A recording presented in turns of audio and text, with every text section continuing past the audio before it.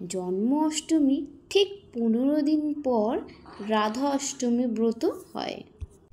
রাধা জন্মাষ্টমী ব্রত অনেকেই পালন করছেন। কৃষ্ণ জন্মাষ্টমী ব্রত পালন করলে রাধা জন্মাষ্টমী ব্রত অবশ্যই পালন করা প্রয়োজন। এই রাধা জন্মাষ্টমী ব্রত যারা পালন করছেন তারা অবশ্যই জানেন রাধা অষ্টমীর দিনে রাধা অষ্টমী ব্রত কথা পাঠ করা বা শ্রবণ করা প্রয়োজন, নচেৎ ব্রতটি অসম্পূর্ণ থেকে যায়। ব্রত কথা। ঋষি সৌনক মহামতি সুতকে জিজ্ঞাসা করলেন, হে সুত, অন্যান্য দেবতার উপাসনার চেয়ে শ্রীকৃষ্ণের আরাধনাই শ্রেষ্ঠ বলে জানি। আরও শুনেছি তাহাপেক্ষায় শ্রীমতী রাধা আরাধনা অধিকতর পুণ্যপহ শ্রেষ্ঠ। অতএব শ্রী রাধা অর্চনা বিষয়ে কোনো ব্রতাদির কথা বলুন। সুত বলেন, হে ঋষিগণ, আমি এক গোপিনীর ব্রত কথা বলছি, শুনুন। একদিন দেবঋষি নারদ শ্রীকৃষ্ণের নিকট উপস্থিত হয়ে জিজ্ঞাসা করলেন, ভগবান, আপনার শ্রীমুখে অনেক ব্রত কথা শুনেছি। এখন শ্রীমতী রাধাইকার জন্মদিনের ব্রত শুনতে ইচ্ছা করে। শ্রীকৃষ্ণ বলেন, দেবর্ষি, তুমি আমার পরম ভক্ত, সেই জন্য তোমার কাছে বলছি, শ্রবণ করো। কোনো এক সময় সূর্যদেব তো তিলক ভ্রমণ করতে করতে নানা প্রকার ঐশ্বর্য দেখে মনে মনে তপস্যার সংকল্প করে মন্দর পর্বতের গুহায় কঠোর তপস্যা আরম্ভ করলেন। এইরূপ দীর্ঘদিন গত হল। সূর্যের কঠোর তপস্যা আর পৃথিবীর অন্ধকারাচ্ছন্ন থাকার দেবতারা ভীত হলেন। ইন্দ্র দেবগণ সহ আমার কাছে এসে সব কথা বলতে আমি বললাম, দেবগণ, সূর্য থেকে তোমাদের কোনো ভয় নাই, তোমরা নিজ নিজ স্থানে যাও। আমি সূর্যদেবকে তপস্যা থেকে ক্ষান্ত করব। তারপর আমি সূর্যের কাছে গেলাম। সূর্য আমাকে দেখে খুব আনন্দিত হলো। তিনি বলেন, হে শ্রীহরি, আপনার দর্শন পেয়ে আমার জন্ম ও তপস্যা সার্থক হলো। যিনি সৃষ্টি স্থিতি সংহার কর্তা ব্রহ্মা বিষ্ণু মহেশ্বর, যাকে সব সময় চিন্তা করেন, তাকেই দর্শন করে আমি ধন্য হলাম। আমি সন্তুষ্ট হয়ে সূর্যকে বললাম, হে দিবাকর, তুমি তপস্যা সিদ্ধি লাভ করেছ, এখন বর প্রার্থনা করো।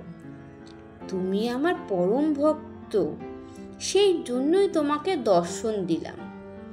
এই কথা শুনে সূর্য বলেন, আমাকে একটি গুণবতী কন্যার বর দিন। আপনি চিরদিন সেই কন্যাটির বশীভূত থাকবেন। এছাড়াও আমার আর কোনো ইচ্ছা নাই।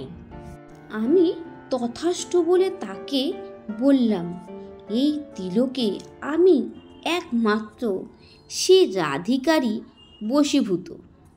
শ্রীমতী রাধা এবং আমাতে কোনো প্রভেদ নাই। আমি পৃথিবীর ভার লাঘবের জন্য বৃন্দাবনে নন্দলয়ে আবির্ভূত হব। তুমিও সেখানে বিশ্বভানু নামে রাজা হয়ে জন্মগ্রহণ করবেন। শ্রীমতী রাধা তোমার কন্যারূপে অবতীর্ণ হবে। তারপর শ্রীহরি মথুরায় জন্মগ্রহণ করে নন্দলয়ে এলেন। সূর্যদেব বৈশ্যকুলে জন্মগ্রহণ করে বিশ্বভানু রাজা হলেন। গোপকন্যা কীর্তিদার সঙ্গে তার বিবাহ হল। যথাকালে ভাদ্র মাসে শুক্লপক্ষে অষ্টমী তিথিতে বিশাখা নক্ষত্রে কীর্তিদার গর্ভে শ্রীমতী রাধিকা জন্মগ্রহণ করলেন। গোপীরা আনন্দ উৎসবে মেতে উঠল। আমার মায়ায় মুগ্ধ হয়ে রাধিকা আমাকে পতিত বরণ করতে ইচ্ছা করলেন। যথাকালে আয়ন ঘোষের সঙ্গে শ্রী রাধার বিবাহ হলো বটে, কিন্তু আমাকে পরম পুরুষ জ্ঞানে আমার সঙ্গে বিহার করতে লাগলেন। শ্রীমতী রাধার এই জন্মদিনে গন্ধপুষ্প, ধূপ, দীপ, নৈবেদ্য ও বসন ভূষণ দ্বারা শ্রীমতী রাধার পুজো করে নানা প্রকার মহা উৎসব, ক্রীড়া কৌতুকাদি করতে হয়। রাধা সুখী বৃন্দ, গোপিকা বৃন্দ, কীর্তিদা, বিষভানু প্রভৃতিরও পুজো করতে হয়। তারপর ব্রতকথা শুনে সেদিন উপবাস থেকে পরের দিন বৈষ্ণবদের সঙ্গে পালন করতে হয়। রাধা নামের সঙ্গে কৃষ্ণ নাম যোগ করে জপ করলে যাবতীয় মন্ত্র জপের ফল লাভ হয়।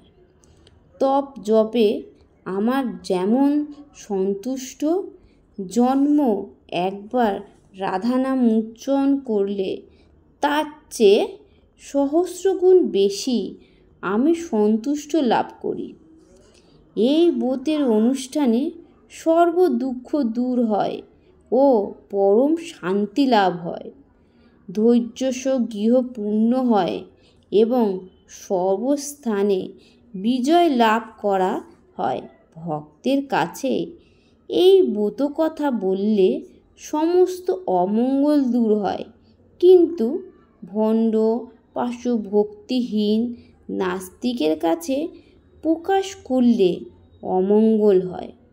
শ্রীকৃষ্ণের কাছে এই কথা শুনে নারদ মর্তে এই ব্রত প্রচার করলেন আর নিজেও ব্রত পালন করলেন।